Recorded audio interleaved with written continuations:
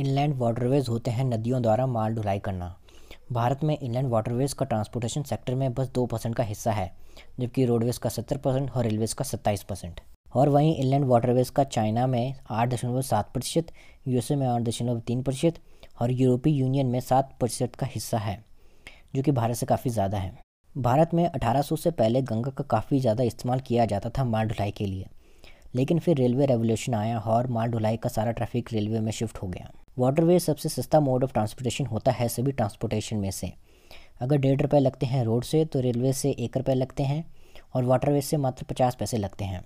भारत सरकार ने गंगा को नेशनल वाटरवे 1 घोषित कर दिया था 1996 में, लेकिन इस वाटरवे में इन्वेस्टमेंट करना भूल गए और 30 सालों के बाद मोदी के आने के बाद इस वाटरवे में एक बड़ा इन्वेस्टमेंट हुआ। 2015 में मोदी सरकार ने वर्ल्ड बैंक के साथ मिलकर वाराणसी से हल्दिया तक इस वाटरवे को डेवलप करने के लिए 4,600 करोड़ का इन्वेस्टमेंट का ऐलान किया। इस वाटरवे को ऐसा डेवलप करना था जिसमें शिप 2000 टन तक का फ्रेट का ट्रांसपोर्टेशन आराम से कर सकें। इसके लिए 2.2 मीटर की कम से कम गहराई मेंटेन करनी थी, जिसके लिए इसमें लगातार ड्रेजिंग की जाती है और कम से कम 45 मीटर की चौड़ाई मेंटेन की जाती है। शिप से सामान लादने के लिए रिवर पोर्ट्स बनाए गए हैं गंगा नदी में। वाराणसी, साहिबगंज और हल्दिया रिवर पोर्ट बनकर तैयार हो गए हैं। ये पूरा प्रोजेक्ट दिसंबर 2023 में बनकर तैयार हो जाएगा।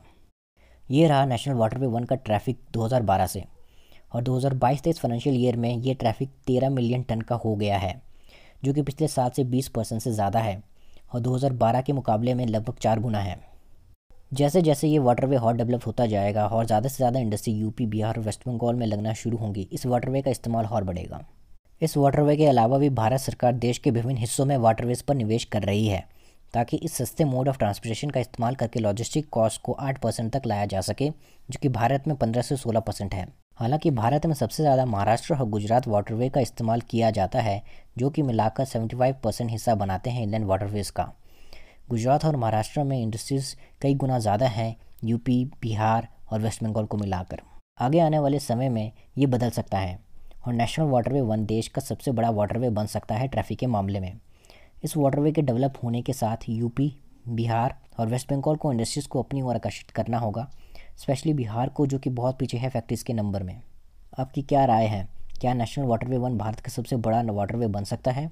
कमेंट सेक्शन में ज़रूर बताएं और चैनल सब्सक्राइब करें ऐसे ही इंफ्रास्ट्रक्चर कंटेंट के लिए हिंदी में।